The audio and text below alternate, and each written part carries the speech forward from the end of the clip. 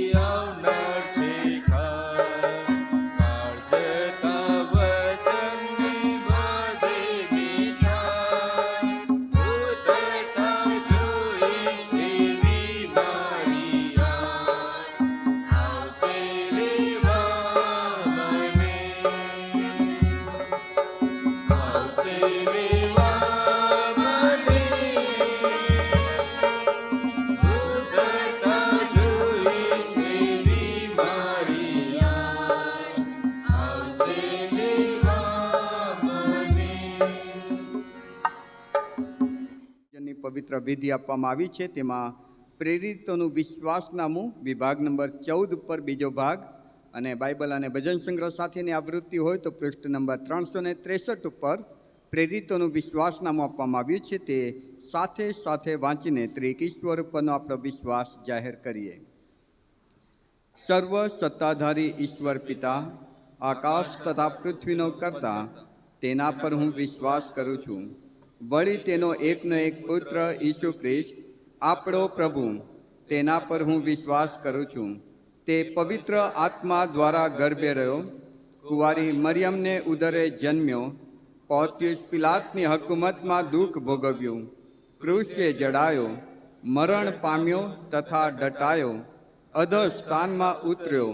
તે ત્રીજે દિવસે મુએલામાંથી ઉત્થાન પામ્યો, સ્વર્ગમાં ચડી ગયો અને સર્વ સમર્થ ઈશ્વર પિતાને જમણે હાથે બિરાજમાન છે.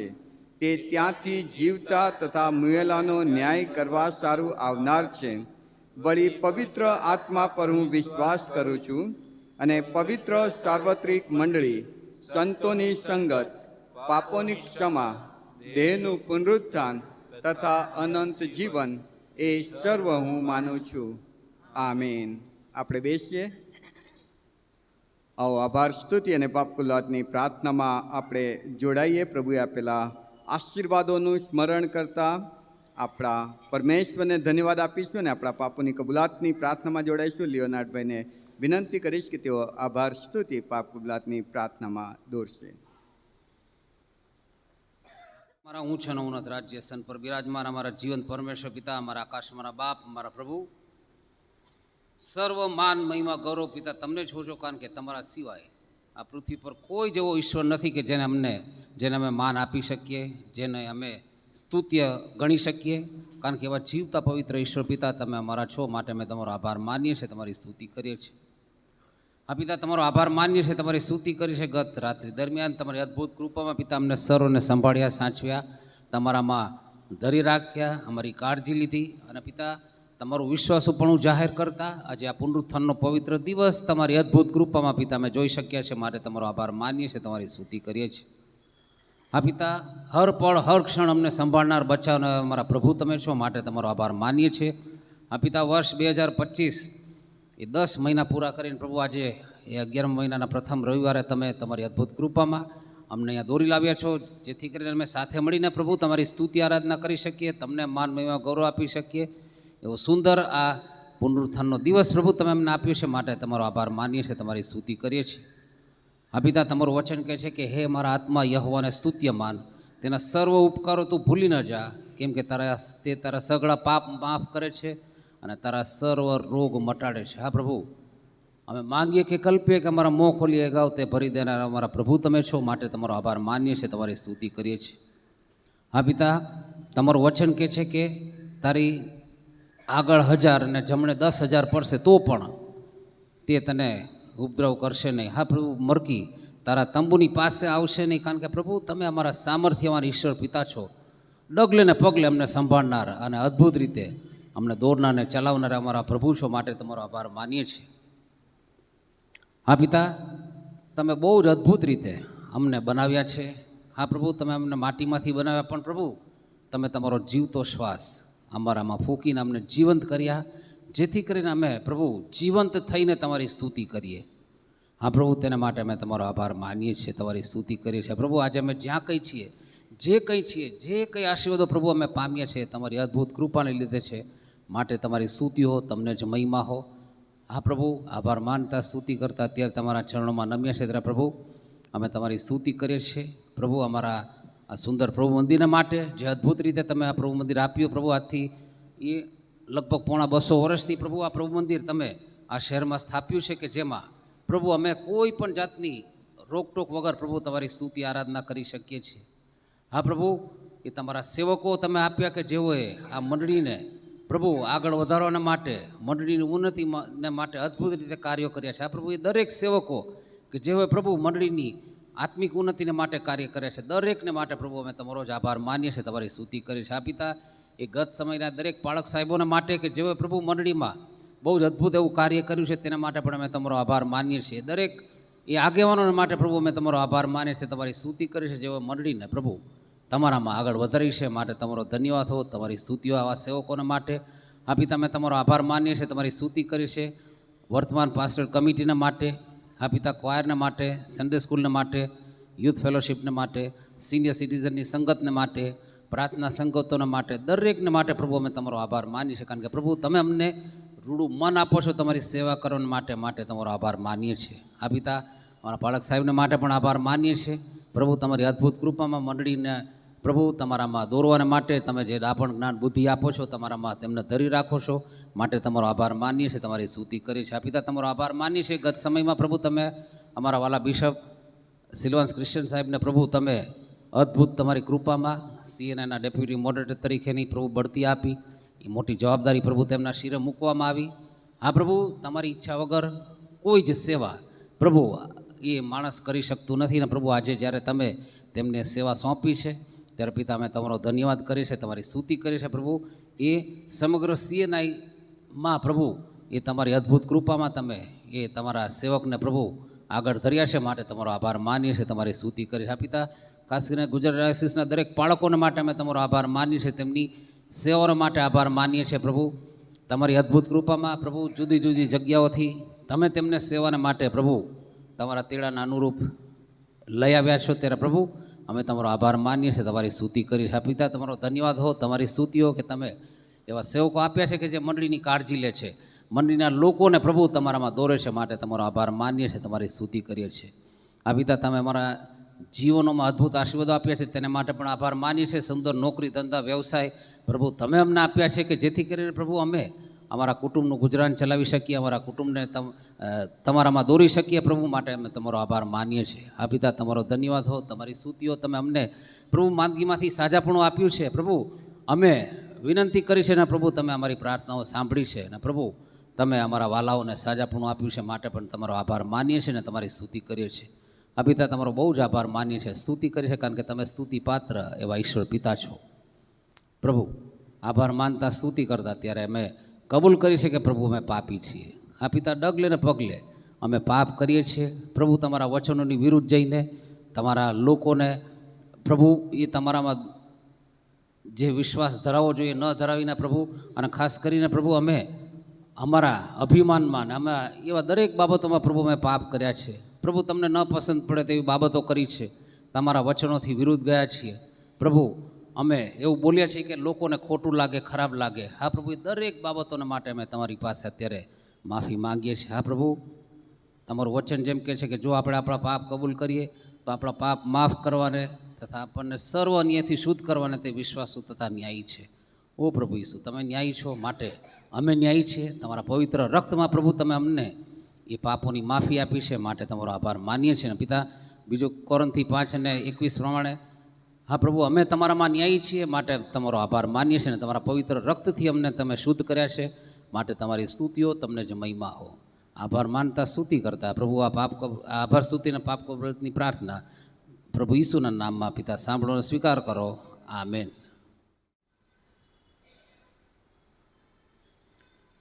થેન્ક યુ લિયોભાઈ. આવો આપણા પવિત્ર પરમેશ્વરને માન અને મહિમા આપતા ફરી એકવાર ભજન સંગ્રહમાંથી બીજું પણ એક ગીત ગાઈશું, ગીત નંબર 208.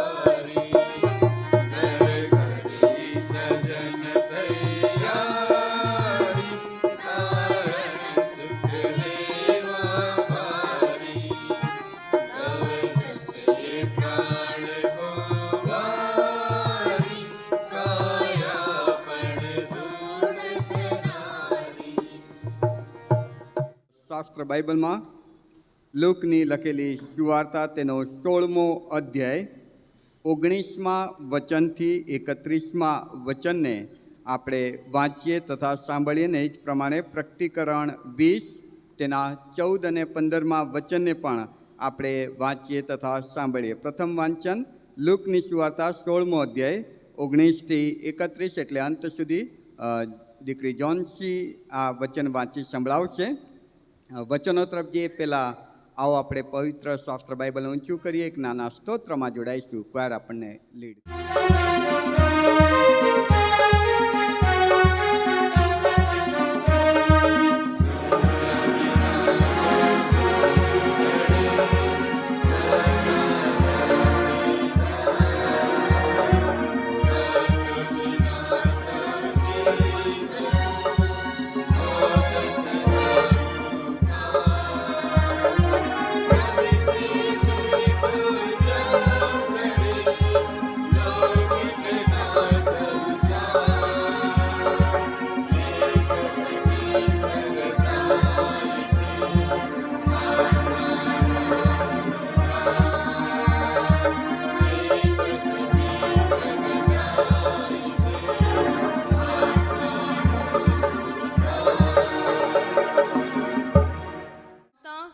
અધ્યાય 19થી 31 અંત સુધી.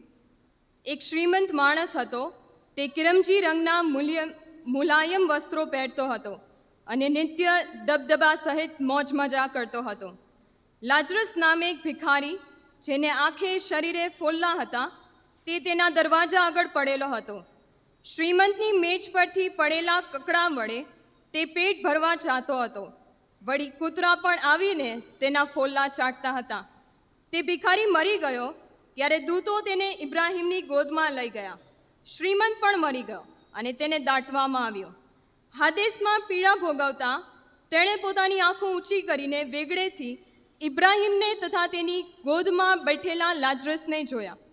તેણે મોટેથી કહ્યું, ઇબ્રાહીમ પિતા, મારા પર દયા કરીને લાજરસને મોકલો કે તે પોતાની આંગળીનું ટેરવું પાણીમાં બોળીને મારી જીભને ઠંડી કરે, કેમ કે આ બળતામાં હું વેદના પામું છું. પણ ઇબ્રાહીમે તેને કહ્યું, દીકરા, તારા જીવનમાં તું સારી ચીજો પામ્યો હતો અને લાજરસ તો ભૂંડી ચીજો પામ્યો હતો. તે સંભાળ, પણ હમણાં અહીં તે દિલાસો પામે છે અને તું વેદના પામે છે. એ સર્વ ઉપરાંત અમારી તથા તમારી વચમાં એક મોટી ખાઈ આવેલી છે.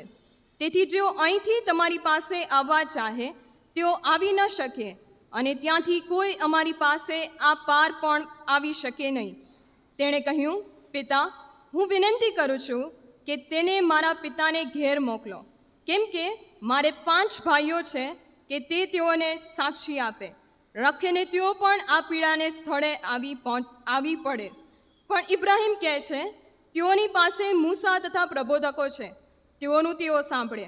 તેણે કહ્યું, ઇબ્રાહીમ પિતા, એમ નહીં, પણ જો કોઈ મુએલામાંથી ઉઠીને તેઓની પાસે જાય તો તેઓ પસ્તાવો કરે. તેમણે તેને કહ્યું, જો મૂસા તથા પ્રબોધકોનું તેઓ નહીં સાંભળે તો જો મુએલામાંથી કોઈ ઉઠે તો પણ તેઓ માનવાના નથી. આમેન. આમીન. Thank you. એ જ પ્રમાણે પ્રકટીકરણનું પુસ્તક તેનો 20મો અધ્યાય 11મા વચનથી 15મા વચન સુધી આપણે વાંચીએ તથા સાંભળીએ. પ્રકટીકરણ 20:11થી અંત સુધી. પછી મેં મોટું શ્વેત રાજ્યાસન જોયું અને તેના પર બેઠેલો પુરુષને જોયા. તેની સન્મુખ પૃથ્વી તથા આકાશ જતા રહ્યા અને તેઓને સારું કોઈ સ્થાન મળ્યું નહીં. પછી મેં મુએલાઓને, મોટા તથા નાના સર્વને દેવની સમક્ષ ઊભા રહેલા જોયા. અને પુસ્તકો ઉગાડવામાં આવ્યા અને એક બીજું પુસ્તક કે જે જીવનનું પુસ્તક છે તે પણ ઉગાડવામાં આવ્યું. તે પુસ્તકોમાં જે લખેલું હતું તે પરથી મુએલાઓનો તેઓની કરણીઓ પ્રમાણે ન્યાય કરવામાં આવ્યો. સમુદ્ર પોતાનામાં જેઓ મુએલા હતા તેઓને પાછા આપ્યા અને મરણ તથા હાદેશે પણ પોતાનામાં જેઓ મુએલા હતા તેઓને પાછા આપ્યા. અને દરેકનો ન્યાય તેની કરણીઓ પ્રમાણે કરવામાં આવ્યો. મરણ તથા હાદેશને અગ્નિની ખાઈમાં નાખવામાં આવ્યા. અગ્નિની ખાઈ એ જ બીજું મરણ છે. જો કોઈ જીવન પુસ્તકમાં નોંધાયેલો માલુમ પડ્યો નહીં તો તેને અગ્નિની ખાઈમાં નાખી દેવામાં આવ્યો. આ પ્રભુનું વચન છે. પ્રભુ આ વચન સમજવા તેની પુષ્કળ કૃપા આપણને આપો. Amen. Praise the Lord. Praise the Lord. ईश्वर की स्तुति आराधना करिए. अपने लिए धरती पे तुम धन ना इकट्ठा करो, जंग लग जाएगा, कीड़ा खा जाएगा, चोर चोरी करके ले जाएगा. ये धन અને દોલત જે આપણે પૃથ્વી પર એકઠી કરીએ છીએ તેના કરતા આવો આપણે આપણા હૃદયને, આપણા મનને પ્રભુ ઈસુ ખ્રિસ્તને આપીએ. અને किस काम की है दौलत, किस काम का है धन, એ ગીતમાં જોડાઈએ.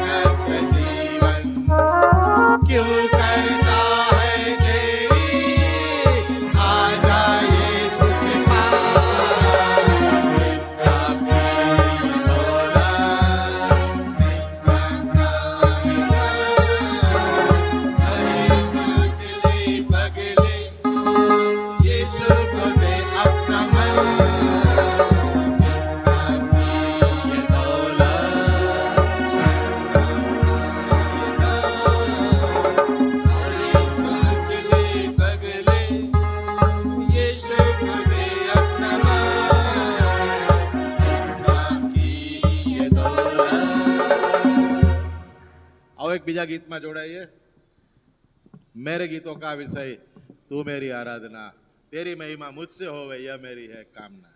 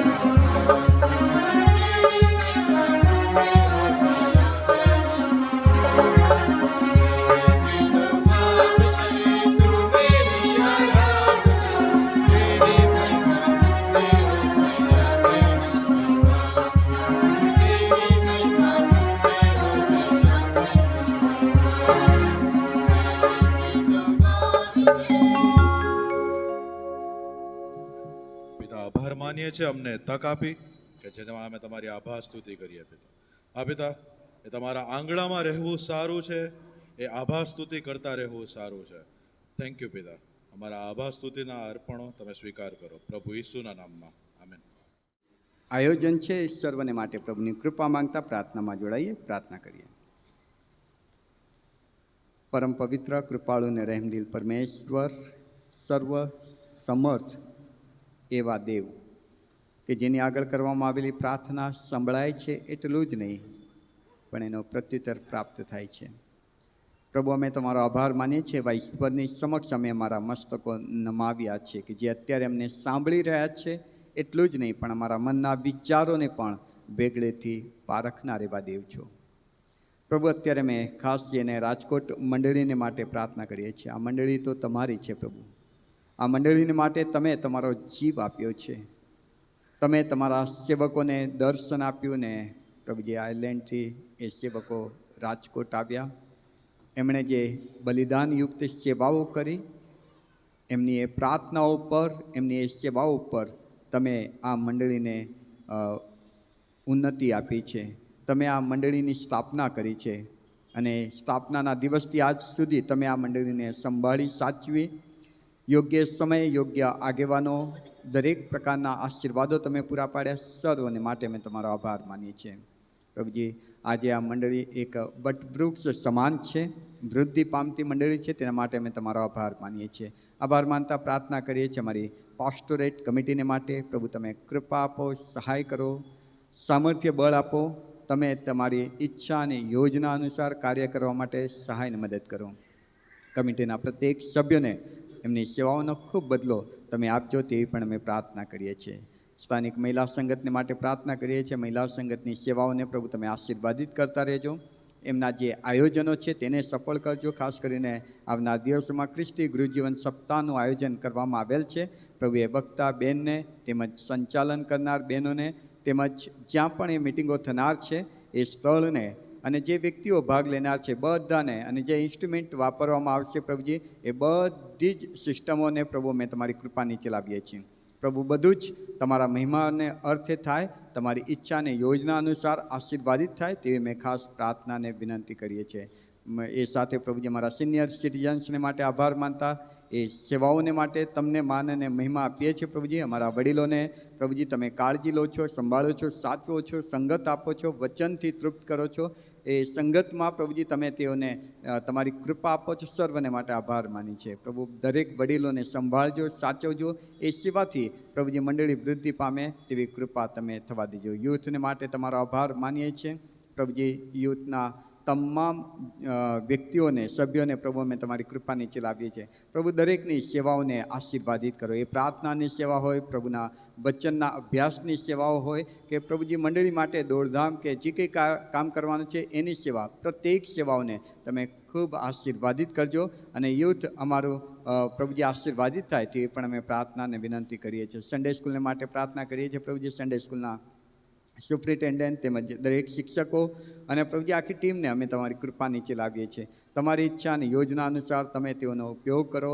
તેઓના દ્વારા તમે અમારા ભવિષ્યની મંડળીને બાંધી રહ્યા છો ત્યારે એ સેવાઓને ખૂબ આશીર્વાદિત કરજો. પ્રભુજી, વિશેષ કરીને 5મી તારીખે રાણીપુર મુકામે ચિલ્ડ્રન ફેસ્ટિવલમાં અમારા બાળકો જનાર છે ત્યારે પ્રભુ એ વ્યવસ્થાને અમે તમારા કંટ્રોલ નીચે લાવીએ છીએ. તમે એ વ્યવસ્થામાં આગેવાની આપજો. તમે એ વ્યવસ્થામાં સર્વની સાથે રહેજો. બાળકોનું ત્યાં જવું, આવવું, મુસાફરી કરવી, ત્યાં ભાગ લેવું બધું જ આશીર્વાદિત બને તેવી પણ અમે ખાસ પ્રાર્થનાને વિનંતી કરીએ છીએ. આવનાર દિવસોમાં પ્રભુજી સન્ડે સ્કૂલની એન્યુઅલ એક્ઝામ છે ત્યારે પ્રભુ બાળકોને એની તૈયારી કરવા માટે કૃપા આપજો. અને આ પરીક્ષા એ ફક્ત જ્ઞાન માટે નહીં પણ એમણે જે શીખ્યું છે, જે સમજ્યા છે, જે જાણ્યું છે એમના જીવનને માટે ઉપયોગી થાય એ હેતુ સાથે પ્રભુ લેવાય તેવી અમે ખાસ પ્રાર્થનાને વિનંતી કરીએ છીએ. એ સાથે પ્રભુજી ક્વાયરને માટે અમે તમારો આભાર માનીએ છીએ. ક્વાયરની સેવાઓને માટે આભાર માનીએ છીએ. તમારી આરાધનામાં જે રીતે તેઓ અમને લીડ કરે છે, આગેવાની આપે છે પ્રભુજી, તમારી સાનિધ્યમાં તેઓ લઈ જાય છે ત્યારે અમે તેઓના જીવનોને માટે આભાર માનીએ છીએ. દરેકની સેવાઓને તમે ખૂબ આશીર્વાદિત કરજો પ્રભુજી. જે તાલંતો અને કૃપાદાનો તમે તેઓને આપ્યા છે તમારા મહિમા માટે વપરાય ને એ દ્વારા તેઓનું જીવન અને એમનું કુટુંબ ને મંડળી પ્રભુ આશીર્વાદિત થાય એવી પણ અમે ખાસ પ્રાર્થનાને વિનંતી કરીએ છીએ. પ્રભુજી પોલ ટીમ, પિત્તર ટીમને માટે અમે તમારો આભાર માનીએ છીએ. એ સેવાઓને તમે ખૂબ આશીર્વાદિત કરજો. એ સેવાઓ દ્વારા તમે માન અને મહિમા પામો. અમારી મંડળીમાં જે વાલાઓ બીમાર છે તેઓને અત્યારે અમે તમારી પાસે લાવીએ છીએ. ખાસ કરીને કોલરન અંકલને માટે, ચાર્લ્સ અંકલને માટે, આર્થરભાઈ ચંદાણીને માટે, ઇમાન્યુએલભાઈ વાઘેલાને માટે, સાગરભાઈ ચૌહાણને માટે, દીપકભાઈ બાવીસીને માટે, કમલેશભાઈ ગોહિલને માટે પ્રાર્થના કરીએ છીએ. વિપુલભાઈ ક્રિશ્ચિયનને માટે પ્રાર્થના કરીએ છીએ. કમળાબેનને માટે પ્રાર્થના કરીએ છીએ. એ સાથે કોમલબેન ચંદાણીને માટે પ્રાર્થના કરીએ છીએ. વિજયાબેન ચંદાણીને માટે પ્રાર્થના કરીએ છીએ. સુહાસિનીબેન કટારાને માટે અમે પ્રાર્થના કરીએ છીએ. અબિગાયલબેન હાલોરીને માટે પ્રાર્થના કરીએ છીએ. અબિગાયલબેન ગોહિલને માટે પ્રાર્થના કરીએ છીએ. પલબેનને માટે પ્રાર્થના કરીએ છીએ. ક્રિસ્ટીનાબેન કે જેમને પથરીની તકલીફ છે તેઓના માટે પ્રાર્થના કરીએ છીએ. એલિન ખેડિયાને માટે પ્રાર્થના કરીએ છીએ. રેચલબેનને તમે રેચલબેન નિકાનોરને સાજા પણ આપ્યું તેના માટે આભાર માનતા તેઓને માટે પણ અમે પ્રાર્થના કરીએ છીએ. એમ્યુએલ જોન્સનને માટે પ્રાર્થના કરીએ છીએ. અમારા ડોરોથીબેન હાલોરીને માટે પ્રાર્થના કરીએ છીએ. પ્રિયંકાબેન જેમ્સને માટે પ્રાર્થના કરીએ છીએ. દીકરા રોનિત હેનરીને માટે પ્રાર્થના કરીએ છીએ. હાઇઝેકભાઈ પટેલને માટે પ્રાર્થના કરીએ છીએ. સુલમિતાબેન ને માટે પ્રાર્થના કરીએ છીએ. દીકરી હીર યાર્ડીને માટે પ્રાર્થના કરીએ છીએ. પ્રભુજી એ સિવાય પણ જો અમારી જાણ બહાર કોઈ વ્યક્તિ બીમાર છે તો આજે પ્રભુ અમે મંડળી તરીકે તમારી આગળ વિનંતી કરીએ છીએ કે તમારો પવિત્ર વિંધાયેલો નિરોગી કરતો હાથ એમના શિરે તમે મૂકો. તમે તેઓને સાજાપણ આપો પ્રભુજી. તમે સાજાપણ આપનાર એવા ઈશ્વર છો ત્યારે તે અનુભવ તેઓને થાય, વિશ્વાસમાં તેઓ દ્રઢ થાય એવી કૃપા અમે માંગીએ છીએ. જે કંઈ સારવાર તેઓ લઈ રહ્યા છે તેને પણ તમે ખૂબ આશીર્વાદિત કરજો તે પણ અમે પ્રાર્થનાને વિનંતી કરીએ છીએ. અમારા માન્ય બિશપ સાહેબ ડેપ્યુટી મોડરેટર તરીકે તમે તેઓને જે તક આપી છે તેના માટે તમારો ખૂબ આભાર માનતા 15 તારીખે તેઓ રાજકોટ મુકામે સૌરાષ્ટ્ર કચ્છ વિભાગમાં તેમનો આવકાર રાખવામાં આવ્યો છે. મુલાકાતે આવશે ત્યારે પ્રભુ એ પ્રસંગને તમે ખૂબ આશીર્વાદિત કરજો. એ પ્રસંગ દ્વારા પ્રભુજી અમે બધા જ તમારો મહિમા કરીએ, તમારો આભાર માનીએ. જે તક તમે આપી છે તે માટે આભાર માનતા અમારા સાહેબને તમારા પવિત્ર હાથમાં સોંપીએ એવી કૃપા અમે તમારી પાસે માંગીએ છીએ. એ સાથે પ્રભુજી ડાયોસિસના તમામ આગેવાનોને અમે તમારી કૃપા નીચે લાવીએ છીએ. તમામ ધર્મ સેવકોને તમારી પાસે લાવીએ છીએ. તમામ મંડળીઓને તમારી પાસે લાવીએ છીએ. આ વહી જતા વર્ષોમાં પ્રભુજી ફરી એકવાર તાજગીનો સમય આપો. તમારા આત્માનો સંચાર ચાલુ થાય અને મંડળીઓ પ્રભુજી તમારા આગમનને માટે તૈયાર થાય. મંડળી કે જે તમારી કન્યા છે પોતાને શણગારે તમારા આગમનને માટે. અને પ્રભુજી દરેક મંડળીઓ દ્વારા તમને માન અને મહિમા મળે તેવી કૃપા અમે તમારી પાસે માંગીએ છીએ. અમારા રાજકોટ શહેરને માટે, ગુજરાત રાજ્યને માટે, ભારત દેશને માટે અને વિશ્વને માટે પણ અમારી એ જ પ્રાર્થના છે. હો પ્રભુજી દરેક જગ્યાએ શાંતિ, પ્રેમ, એકતાનું વાતાવરણ રહે. એટલું જ નહીં પણ પ્રભુજી તમારું રાજ્ય આવે. દરેક ઘૂંટણ તમારી આગળ નમે, દરેક જીભ તમને કબૂલ કરે અને પ્રભુજી એક મોટી સંખ્યામાં લોકો આત્મિક જાગૃતિનો અનુભવ કરે તેવી કૃપા મેં તમારી પાસે માંગીએ છીએ. એ સાથે પ્રભુજી અમારા ઇન્ડિયાના જે બહેનો આજે વર્લ્ડ કપ ફાઇનલ રમવાના છે પ્રભુજી એ ટીમને અમે તમારી કૃપા નીચે લાવીએ છીએ. જે દીકરી જેમીમાએ સાક્ષી આપી અને તમારું નામ ઊંચું મનાવ્યું પ્રભુ અમે તમારો આભાર માનીએ છીએ. દીકરીને તમે પુષ્કળ આશીર્વાદ આપજો. અને પ્રભુજી આજે જે ક્રિકેટ રમાનાર છે પ્રભુ એ વર્લ્ડ કપની મેચને તમે ખૂબ આશીર્વાદિત કરજો અને એ દ્વારા પણ તમે માન અને મહિમા પામજો તે અમે ખાસ પ્રાર્થનાને વિનંતી કરીએ છીએ. એ સાથે પ્રભુજી અમે યુસીટીઆરને માટે પ્રાર્થના કરીએ છીએ. સાથે ઘણી બધી સંસ્થાઓ કે જે તમારા મહિમાને માટે કામ કરે છે. Bible society, tract society, Gujarat Christian service society, પ્રભુજી એ તમામ સેવાઓને તમે ખૂબ આશીર્વાદિત કરજો.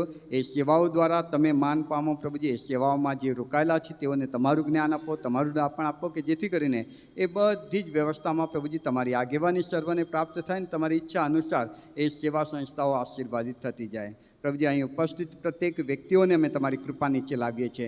દરેકને પ્રભુજી તમે પુષ્કળ આશીર્વાદ આપો. અત્યારે તેઓના હૃદયમાં જે કંઈ પ્રાર્થના વિનંતી તેઓ કરતા હશે પ્રભુ અમે તમારા પવિત્ર ભવનમાં છીએ, તમારી હાજરીમાં છીએ ત્યારે અમારી પ્રાર્થના છે કે તેઓની હરેક વિનંતીઓ માન્ય થાય, એમની હરેક પ્રાર્થનાઓ સાંભળવામાં આવે અને આવનાર દિવસમાં એનો જવાબ તેઓ જુએ. તમારો આભાર માનતા તમારા વિશ્વાસમાં વધુ દ્રઢ થાય એવી કૃપા તમે થવા દેજો. અને માટે પ્રભુજી સગળો માન મહિમા તમને આપતા અમારી આ સગળી વિનંતી અમારા ઉદ્ધાર કરતા પ્રભુ ઈસુ ખ્રિસ્તના નામમાં માંગીએ છીએ. માટે પિતા તમે સાંભળો અને સ્વીકાર કરો બાપ. આમેન. આમેન. આ સમયે આપણે ક્વાર તરફથી સ્પેશિયલ ગીત સાંભળીશું ને ત્યારબાદ પ્રભુના વચન તરફ જઈશું. ક્વારને વિનંતી કરીશ તેઓ સ્પેશિયલ સોંગમાં આપણને દોરશે.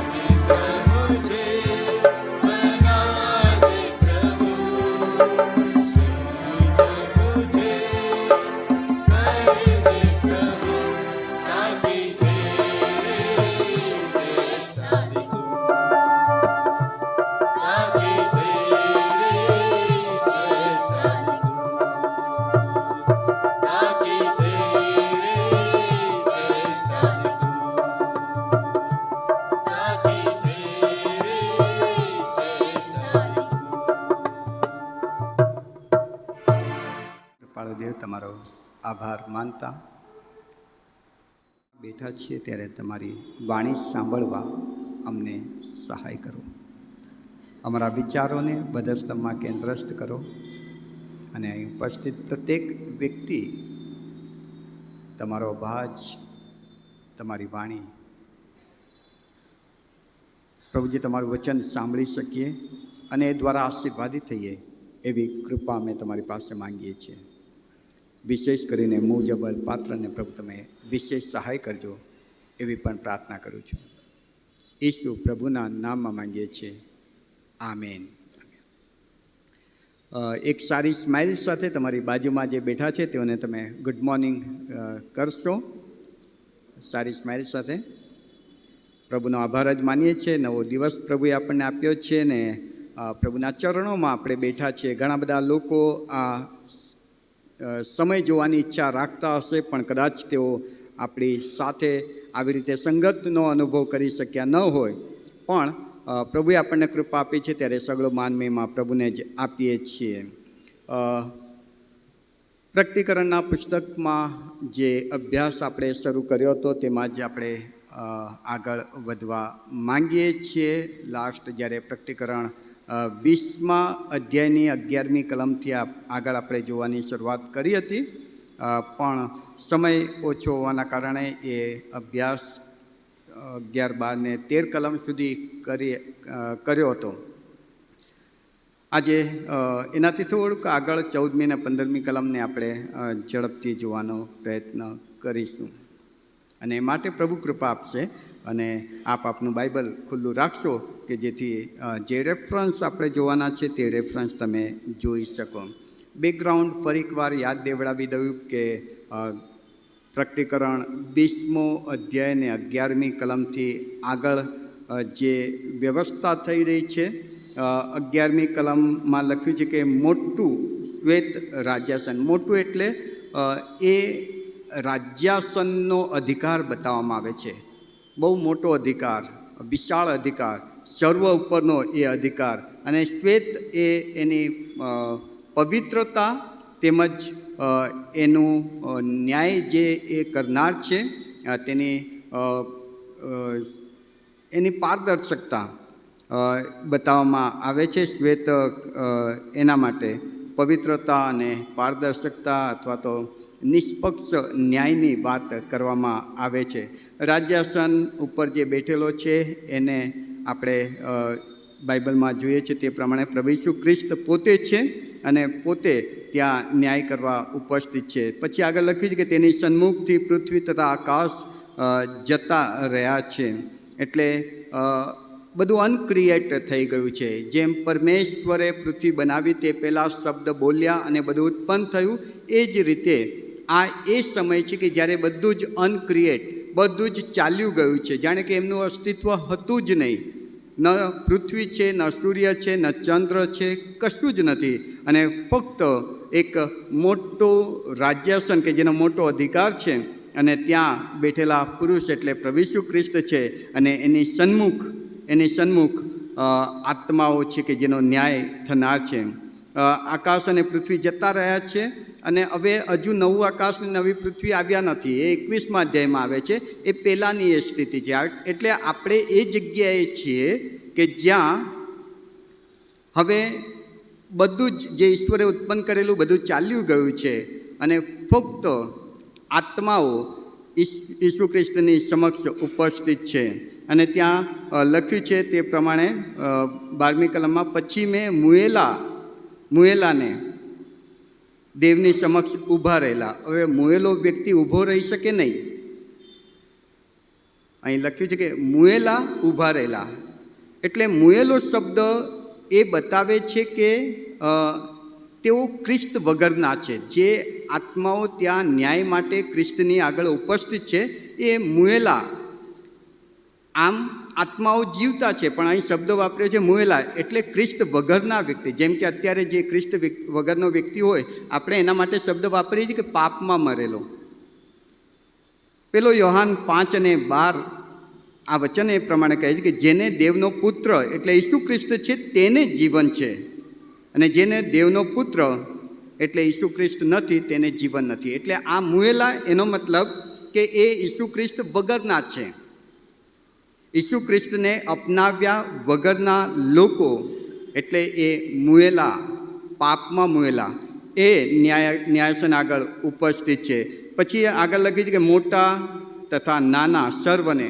મોટા તથા નાના એનો મતલબ કે ત્યાં કોઈ ઊંચ નીચ નથી, ત્યાં કંઈ કોઈ રંગભેદ નથી, ત્યાં કોઈ દેશની સીમા કે કશું જ નથી. બધા સરખા, બહુ મોટો અધિકારી કે સામાન્ય વ્યક્તિ પણ સરખા છે અને બધા જ ગરીબ, ધનવાન, જ્ઞાની, અજ્ઞાની, અધિકારી, સામાન્ય બધા જ એક આત્મા સ્વરૂપે ત્યાં ખ્રિસ્તના ન્યાયસનની આગળ ઉપસ્થિત છે. અને પછી લખ્યું છે કે જીવનનું પુસ્તક ઉઘાડવામાં આવ્યું અને એની સાથે પુસ્તકો ઉઘાડવામાં આવ્યા. આ પુસ્તકો કે જેમાં વ્યક્તિને જ્યારે આ પૃથ્વી પર જીવન આપવામાં આવે છે ત્યારે એના જીવનની પ્રત્યેક ક્ષણ નોંધવામાં આવે છે. અને એ પુસ્તક ઉઘાડીને એણે શું કહ્યું, શું કર્યું, એ શું જીવ્યો, બધી જ નોંધ એમાં હોય છે. ટૂંકમાં એમ કહી શકાય કે આપણે 24 કલાક સીસીટીવી કેમેરાની નજરમાં છીએ. આપણે જે વિચારીએ છીએ તે પણ એ પુસ્તકોમાં નોંધાય છે. અને એ પુસ્તકો ઉઘાડવામાં આવ્યા અને જે વિચાર્યું હતું, જે બોલ્યા હતા, જે સાંભળ્યું હતું, જે જોયું હતું, જે કર્યું હતું, એની નોંધ પ્રમાણે ત્યાં લખ્યું છે કે એમની કરણીઓ પ્રમાણે એમનો ન્યાય કરવામાં આવ્યો. એટલે એમની કરણી પ્રમાણે ઓછો વધતો, જેણે વધારે પાપ કર્યું એને વધારે શિક્ષા, જેણે ઓછું પાપ કર્યું એને ઓછી શિક્ષા કરવામાં આવી. અને પછી આગળ 13મી કલમ લખે છે કે સમુદ્રમાં જેઓ મુએલા હતા તે પાછા આવ્યા, હાદેશમાં મુએલા હતા તે પાછા આવ્યા, અને દરેકને એની કરણી પ્રમાણે ન્યાય કરવામાં આવ્યો. આટલે સુધી આપણે લાસ્ટ જોઈ ચૂક્યા હતા. હવે 14મી કલમથી આગળ એટલે 14 અને 15મી કલમ, 2 કલમ આજે આપણે જોવાના છીએ. 14મી કલમ આ પ્રમાણે લખવામાં આવ્યું છે કે મરણ તથા હાદેશને અગ્નિની ખાઈમાં નાખવામાં આવ્યા, અને અગ્નિની ખાઈ એ જ બીજું મરણ છે. જો કોઈ જીવનના પુસ્તકમાં નોંધેલો માલુમ પડ્યો નહીં તો તેને અગ્નિની ખાઈમાં નાખી દેવામાં આવ્યો. પ્રભુમાં પ્રિયવાલાઓ, એક ખ્રિસ્તી વ્યક્તિ તરીકે આપણને આ બાબતની સમજણ હોવી જોઈએ કે આપણે આ પૃથ્વી પર માનવ તરીકે જીવન લઈને આવ્યા છીએ, ત્યારે આ જીવન પછી એટલે માનવ તરીકે મૃત્યુ પામ્યા પછી પણ કશુંક છે.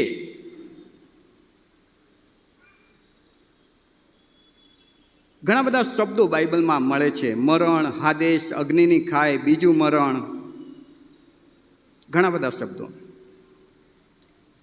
વાલાઓ, ઘણા લોકો એવું માને છે કે આ જીવન પછી કશું જ નથી, બાકીનું બધું જ વાર્તા છે, કલ્પના છે. માણસ એક વખત મરે એટલે ખલાસ, પછી એને કંઈ જ નહીં. ઘણા એવું માને છે. પણ બાઇબલમાં જો તમે જોશો ને ખાસ કરીને પ્રભુ ઈસુ ખ્રિસ્તમાં તમે જે નવા કરારની વાત છે તેને ધ્યાનમાં લેશો તો નવો કરાર અને પ્રભુ ઈસુ ખ્રિસ્ત જેટલી વખત સ્વર્ગ વિશે બોલ્યા છે એના કરતાં વધારે વખત નર્ક વિશે બતાવે છે. જેટલી વખત પૃથ્વી પરના જીવન વિશે બોલ્યા છે એના કરતાં વધારે વખત પ્રભુ ઈસુ ખ્રિસ્ત મરણ પછીના જીવનની વાત કરે છે. અને માટે મરણ પછી જે છે તે વાસ્તવિક છે, કલ્પના નથી કે કોઈ વાર્તા નથી. ઘણા એવા લોકોની સાક્ષીઓ તમે સાંભળી હશે કે જેઓ અચાનકથી એમનું હૃદય બંધ થઈ ગયું અને ડૉક્ટરે એને મરેલા જાહેર કર્યા, અને કલાક, અડધો કલાક કે 15-20 મિનિટ પછી એ પાછા સજીવન થયા અને એમણે સાક્ષી આપી કે હું જ્યારે તમે લોકો કહો છો કે હું મરી ગયો ત્યારે હું જાણે કે એક અલૌકિક દુનિયામાં ગયો હતો ને ત્યાં મેં સ્વર્ગ જોયું અથવા તો ત્યાં મેં નર્ક જોયું ને બહુ ભયંકર પરિસ્થિતિ હતી વગેરે વર્ણન. ઘણી બધી જીવનની સાક્ષીઓ એવી તમે સાંભળી હશે. ટૂંકમાં વાલાઓ, આ જીવન પછી પણ કશુંક છે, કશુંક છે. એક સરસ સ્લાઇડ મને મળી હતી જે અહીં આગળ મૂક્યું છે. માનવીય જીવન પૃથ્વી પરનું આપણને મળે છે. જો તમે ઈસુનો સ્વીકાર કરો છો અને મૃત્યુ પામો છો, અથવા તો ઈસુનો સ્વીકાર નથી કરતા અને મૃત્યુ પામો છો. શારીરિક મરણ, આ પૃથ્વી પરનું મરણ બંનેને માટે છે. લાલ લીટી તમે જોઈ શકો છો. ત્યારબાદ એ જે મરણ પામેલી વ્યક્તિને આપણે દફનવિધિ કરીએ છીએ, એટલે માટીમાં એનું શરીર, દેહને મૂકી દઈએ છીએ. એ દેહ, એ શરીર માટી થઈ જાય છે. પણ સભા શિક્ષક 3:20-21 કહે છે કે જ્યારે વ્યક્તિ મૃત્યુ પામે છે ત્યારે એમાંથી એનો આત્મા શરીરને છોડે છે. આત્મા મરતો નથી, શરીરમાંથી આત્મા નીકળી જાય છે. અય્યુબ 32:8 કહે છે કે મનુષ્યમાં આત્મા છે જે સર્વશક્તિમાનનો શ્વાસ છે. સભા શિક્ષક 3:21 કહે છે કે મનુષ્યનો આત્મા પછી ઉપર જાય છે.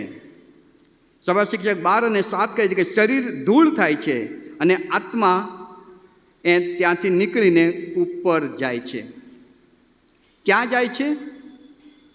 જેને અલગ અલગ નામ બાઇબલમાં આપવામાં આવ્યા છે. તમે શેઓલ કહી શકો છો, તમે હાડેશ કે હાદેશ કહી શકો છો, તમે પાતાળ લોક કહી શકો છો, તમે ઘોર કહી શકો છો, અધોલોક કહી શકો છો, મૃત્યુ લોક કહી શકો છો, પારાદેશ કે ગેહન્ના કહી શકો છો, નર્ક શબ્દ વાપરી શકો છો, સ્વર્ગ શબ્દ વાપરી શકો છો. એ બધી વ્યવસ્થા જે છે, માણસના મૃત્યુ પછી આત્મા હાડેશ, શેઓલ ત્યાં જાય છે. ત્યારબાદ પ્રભુ ઈસુ ખ્રિસ્ત દ્વારા જજમેન્ટ કે ન્યાય થશે, અને ત્યારબાદ જે ઈસુનો સ્વીકાર કરે છે એને સ્વર્ગ, અને ઈસુનો સ્વીકાર નથી કર્યો એને નર્ક, એટલે પ્રકટીકરણ 20:11 આગળ આ વ્યવસ્થા છે. અને માટે બાઇબલ જે શબ્દો મરણ પછીની વ્યવસ્થા માટે વાપરે છે, જેમ કે શેઓલ, હાડેશ કે હાદેશ, પછી સ્વર્ગ, નર્ક, ઊંડાણનો ખાડો, ગેહન્ના, અગ્નિની ખાઈ, આ શબ્દને આપણે સમજવું પડે. આપણે કોઈ મરી જાય તો એમ કહે છે કે હવે સ્વર્ગમાં ગયો, હવે નર્કમાં ગયો. ના. અને જ્યાં જાય છે એ વ્યવસ્થા સમજવી પડે. માણસ મૃત્યુ પામે પછી તેનો આત્મા શેઓલ કે હાડેશમાં જાય છે ને ત્યાં એ ફ્રીજ થાય છે. જાણે કે એક એવી જગ્યા કે જ્યાં હવે હજુ એનો ન્યાય નથી થયો, એ નર્કમાં નથી ગયો. ન્યાય થાય એ પહેલાં ત્યાં તેને મૂકવામાં આવે છે, ત્યાં તે હોય છે. પછી એક દિવસે ખ્રિસ્ત આવશે અને ખ્રિસ્તની સાથે ખ્રિસ્ત પર વિશ્વાસ કરનારા લોકો પણ આવશે. અને જેમ ઈસુ ખ્રિસ્તનું રાજ્યાસન અહીં લખવામાં આવ્યું છે, ઈસુ ખ્રિસ્તનું રાજ્યાસન હશે ને એની સાથે ઈસુ પર વિશ્વાસ કરનારા લોકો પણ એની સાથે એ લોકોનો ન્યાય કરશે. બાઇબલ તો એટલે સુધી કહે છે કે દૂતોનો પણ ન્યાય એ સમયે કરવામાં આવશે. એટલે જે વિશ્વાસી વ્યક્તિ છે એ ઈસુની સાથે ન્યાય કરશે. એનો મતલબ કે જે ન્યાય માટે ઊભા છે એમાં વિશ્વાસી વ્યક્તિઓ નથી. હાડેશ અને શેઓલમાં જે લોકો છે, વિશ્વાસ કરનારા વ્યક્તિ નહીં. 1 કોરિન્થી 6:2-3 તમે જોજો, બાઇબલ બહુ સ્પષ્ટ કહે છે કે ઈસુની સાથે ઈસુ પર વિશ્વાસ કરનારા લોકો અન્ય લોકોનો ન્યાય કરશે. પ્રકટીકરણ 20:12-13 પણ તમે જોઈ શકો છો.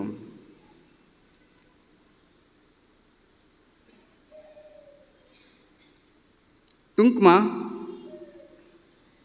આ રાજ્યાસનની આગળ જે ઉપસ્થિત છે આત્માઓ છે, અને એવા આત્માઓ કે જેમણે ઈસુનો સ્વીકાર નથી કર્યો. જેમણે ઈસુનો સ્વીકાર કર્યો છે એ તો ઈસુની સાથે આવે છે ઈસુની સાથે રાજ્યાસન પર બિરાજમાન છે અને એ અવિશ્વાસી લોકોનો ન્યાય કરનાર છે. એટલે અવિશ્વાસી લોકો ત્યાં આગળ ઉપસ્થિત છે કે જેમનો ન્યાય થનાર છે. ને આ માટે આપણે આ હાદેશ કે શેઓલ એના વિશે આપણે 2-3 શબ્દો છે, બધાના વિશે થોડું આપણે જોવાનો પ્રયત્ન કરીશું. આ હાદેશ કે શેઓલ જે છે કે પરગેટરી કહી શકો છો, પારાદેશ કહી શકો છો, ઊંડાણનો ખાડો એક અલગ વ્યવસ્થા છે. આમાં જે લોકો છે એ વિશ્રામ, અત્યારે કેવું કે એમની પાસે કશું જ નથી, બસ ત્યાં ન્યાયની રાહ જોઈ રહ્યા છે. અને એ હાદેશ કે શેઓલમાં 2 ભાગ છે. 2 ભાગ છે. એકમાં સારા વ્યક્તિઓ અને બીજામાં ગુંડા જીવન જીવનારા લોકો, પાપી લોકો. અને જે લોકો ઈશ્વરનો સ્વીકાર કરે છે એ લોકો, અથવા તો ઈશ્વરની બીક રાખીને જે જીવ્યા છે એ લોકો અલગ. આ ઈસુના આવ્યા પહેલાં ત્યાં 2 ભાગ જે હતા. ઈસુ આવ્યો, આપણે વિશ્વાસનામું વાંચ્યું તેમાં એ અધસ્થાનમાં ઉતર્યો, હાદેશમાં. ત્યાંથી જે સારા ભાગમાં પરમેશ્વર પિતાની બીક રાખીને જીવનારા લોકો હતા, ઇબ્રાહિમ, યાકૂબ અને એ બધા વિશ્વાસી વ્યક્તિઓ, એમના આત્માઓને છોડાવીને, અને પ્રભુ ઈસુ ખ્રિસ્ત મૃત્યુ પામ્યા ત્યારે ઘણા બધા એ વખતના લોકોએ એ જોયું અને બાઇબલમાં નોંધવામાં આવ્યું છે કે ઘણા આત્માઓ નીકળીને ઉપર જતા લોકોએ જોયા. એટલે ઈસુ ત્યાંથી એ બધા આત્માઓને છોડાવીને, બંદીખાનામાંથી એમને છોડાવીને પોતાની સાથે લઈ ગયા. હવે જે સાચો ખ્રિસ્તી વ્યક્તિ મૃત્યુ પામે છે તે મૃત્યુ પછી હાદેશમાં કે શેઓલમાં જતા નથી. એ સીધા પ્રભુ ઈસુ ખ્રિસ્ત જ્યાં છે ત્યાં જાય છે, સ્વર્ગમાં નહીં. હજુ સ્વર્ગની વાર છે. પ્રભુ ઈસુ ખ્રિસ્ત આપણા માટે જગ્યા તૈયાર કરી રહ્યા છે. જેમ કે પ્રેરિતોના કૃત્યમાં જો તમે જોશો તો પ્રેરિતોના કૃત્યના 7મા અધ્યાયમાં સ્ટેફન, લોકો એને પથ્થરે મારી નાખી રહ્યા હતા. મરતા એણે પોતાની આંખો ઊંચી કરીને જોયું, આકાશ ઉઘડેલું છે અને દેવના પુત્ર ઈસુને પિતાની જમણી તરફ ઊભા રહેલા એણે જોયા. પ્રભુ ઈસુ ખ્રિસ્તે વધસ્તંભ પર મૃત્યુ પામતી વખતે પેલા ચોરને જે ગેરંટી આપી કે આજે જ તું મારી સાથે પેરેડાઇઝ, પારાદેશમાં હોઈશ. એટલે ટૂંકમાં ઈસુ પર જે વિશ્વાસ કરે છે ખરા વિશ્વાસી વ્યક્તિઓ, ખ્રિસ્તી શબ્દ નથી વાપરી રહ્યો, ખરા વિશ્વાસી વ્યક્તિ, એ જ્યારે મૃત્યુ પામે છે તો હવે તે હાદેશ કે શેઓલમાં નથી. એ સીધો ઈસુ ખ્રિસ્તની સાથે છે. ને ઈસુ ખ્રિસ્ત જ્યારે પોતાની કન્યાને લેવા આવશે ત્યારે થેસાલોનિકી ને કરંથની મંડળીનો જે શાસ્ત્રપાઠ છે તમે વાંચશો તો ઈસુની સાથે એ વિશ્વાસી લોકો પણ ગગનમાં આવવાના છે અને મંડળી ઉચકાઈ જશે અને બધા જ સાથે પછી આકાશમાં ઉચકાઈ જશે ને પછી ક્લેશકાળ ચાલુ થશે, પછી મહાવિપત્તિ, અને પછી ફરી એકવાર ઈસુ એ બધાને જેને લઈ ગયા છે એ બધાને લઈને આવશે ને 1000 વર્ષનું રાજ્ય સ્થાપશે. ત્યારબાદ શેતાનને પકડવામાં આવશે અને શેતાનને અને શ્વાપદને ને જૂઠા પ્રબોધકને પકડીને પછી નર્કમાં, ગેહન્નામાં નાખવામાં આવશે ને એની સાથે અવિશ્વાસી જે વ્યક્તિઓ હતા તેઓનો ન્યાય કરવામાં આવશે ને એ પ્રકટીકરણ 20 અને 14-15. આખી વ્યવસ્થાને તમે તમારા માઇન્ડમાં મૂકજો વાલાઓ, કે હું જો પ્રભુ ઈસુ ખ્રિસ્ત પર વિશ્વાસ કરું છું, ખરો પ્રભુ પર વિશ્વાસ કરનાર વ્યક્તિ હોઉં અને હું મરણ પામું છું તો હું હાદેશ શેઓલમાં નથી.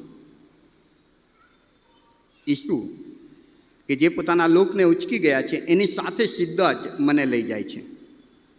તો એ હાદેશ શું છે, ત્યાં અત્યારે કોણ છે, શેઓલ શું છે, ત્યાં અત્યારે કોણ છે, એ આપણે જોઈશું ને ગહેનના શું છે, ઊંડાણનો ખાડો એક અલગ વ્યવસ્થા છે, એ શું છે, પારાદેશ શું છે, એને આપણે જોવાનો પ્રયત્ન કરીશું. સૌથી પહેલાં એક એક કરીને આપણે જોઈએ સ્લાઇડ. શેઓલ બહુ ઝડપથી જોઈશું. જો તમે રેફરન્સ છે એટલે તમે ફોટો ક્લિક કરી શકો છો. ઘરે જઈને રેફરન્સ પ્રમાણે તમે આની વધારે સ્ટડી કરી શકો છો. શેઓલ મૂળે આ હિબ્રુ ભાષાનો શબ્દ છે ને જૂના કરારમાં જ વધારે વખત વપરાયો છે. આ એક એવી જગ્યા છે કે અય્યુબ 10, 21 ને 22 કહે છે કે ત્યાંથી કોઈ પાછું આવી શકતું નથી. ઘોર અંધકાર, મૃત્યુ છાયાનો દેશ, સંપૂર્ણપણે અસ્તવ્યસ્ત, એક નર્કની પૂર્વ છાયા જેને કહેવાય, નર્કનો અહેસાસ કરાવે એવી એક જગ્યા. અય્યુબ 14 અને 13, 17 અને 13, 24 અને 19, 30 અને 23માં, અય્યુબ 30 અને 23માં એવું લખ્યું છે કે સર્વ સજીવો મૃત્યુ પામે ત્યારે તેના માટે ઠરાવેલી આ જગ્યા છે. મૃત્યુ પામે એના માટે. ખ્રિસ્તી વિશ્વાસી વ્યક્તિ મૃત્યુ નથી પામતો, એ ઊંઘે છે. મરણ અને ઊંઘ બે અલગ અલગ શબ્દ છે. વિશ્વાસી વ્યક્તિ શરીર છોડે છે, એનો આત્મા ઈસુ પાસે જાય છે, માટે તે ઊંઘે છે એવું કહેવાય છે. પણ જે ઈસુ વગર મરે છે તે મુએલો છે. અને જે મુએલા છે એ સર્વ વ્યક્તિઓને માટે ઠરાવેલી જગ્યા, ઠરાવેલું ઘર એ આ શેઓલ છે. સભા શિક્ષક 9 અને 10માં એવું લખવામાં આવ્યું કે શેઓલમાં કંઈ પણ કામ, યોજના, જ્ઞાન કે બુદ્ધિ નથી. હોશિયા 13 અને 14 કહે છે કે મોતના પંજામાંથી, શેઓલમાંથી મૂલ્ય આપીને છોડાવી લેવાનું ભવિષ્ય વચન હોશિયાને આપવામાં આવ્યું હતું કે એ શેઓલમાંથી કોઈ નીકળી શકતું નથી. બહુ ભયંકર જગ્યા, અંધકારવાળી, અસ્તવ્યસ્ત, મૃત્યુ છાયાનો જે દેશ કહેવાય એવી એ જગ્યા. વ્યક્તિ મરીને ત્યાં જાય છે. પણ હોશિયાને પરમેશ્વરે કહ્યું એક ભવિષ્ય વચન કે મોતના પંજામાંથી એટલે શેઓલમાંથી મૂલ્ય આપીને, કિંમત ચૂકવીને કોઈક એ આત્માઓને છોડાવીને લઈ જશે. અને તો ઈસુ ખ્રિસ્ત મસીહા વિશેની ભવિષ્યવાણી હતી. ઈસુ ખ્રિસ્ત આવ્યા, વધસ્તંભ પર, ક્રૂસ પર પોતાનું પવિત્ર લોહી પીવડાવ્યું, મૂલ્ય ચૂકવીને શેઓલમાં જે જૂના કરારના વિશ્વાસી વ્યક્તિઓ હતા તેઓને છોડાવીને પોતાની પાસે લઈ ગયા. ગીતશાસ્ત્ર 9 અને 17 એમ કહે છે કે ત્યાં કોણ જાય છે? કોણ જાય છે શેઓલમાં? દુષ્ટો, દેવને ભૂલનારા શેઓલમાં જશે. યશાયા 14, 9, 11 ને 15. શેઓલ એ તો શેતાનનું સ્થાન છે. નીતિવચન 15 અને 11. શેઓલનું બીજું નામ અબદોન અથવા વિનાશ, અને આ બેનને નામ શેતાન માટે છે. 27 અને 20 કહે છે કે શેઓલ કદી તૃપ્ત થતી નથી એવી એ જગ્યા છે. આ શેઓલ. જેઓ ઈસુ પર વિશ્વાસ નથી કરતા એવા અવિશ્વાસી વ્યક્તિઓ, ચાહે તે ખ્રિસ્તી હોય કે અખ્રિસ્તી હોય, પણ અવિશ્વાસી વ્યક્તિ જ્યારે મૃત્યુ પામે છે ત્યારે એમનો આત્મા, શરીર અહીં પડી રહે છે, ભૂમિમાં દટાય છે, માટી થઈ જાય છે, પણ એમનો આત્મા ઉપર જાય છે. અને ઉપર જાય છે એ જગ્યાને શેઓલ કહેવાય છે. જૂના કરારમાં શેઓલ શબ્દ એના માટે વપરાતો હતો. એવી જગ્યા કે જે અંધકારથી ભરેલી છે, એવી જગ્યા કે જે નર્કનો અહેસાસ કરાવે છે, એવી જગ્યા કે જ્યાંથી કોઈ છોડાવી શકતું નથી. ફક્ત પ્રભુ ઈસુ ખ્રિસ્તે મૂલ્ય આપીને, કિંમત ચૂકવીને સારા ભાગમાંથી કેટલાક આત્માઓને છોડાવીને પોતાની પાસે લઈ ગયા. કરારમાં આ જ જગ્યાને બીજું એક નામ આપવામાં આવ્યું છે નવા કરારમાં, હાડેસ કે હાદેશ.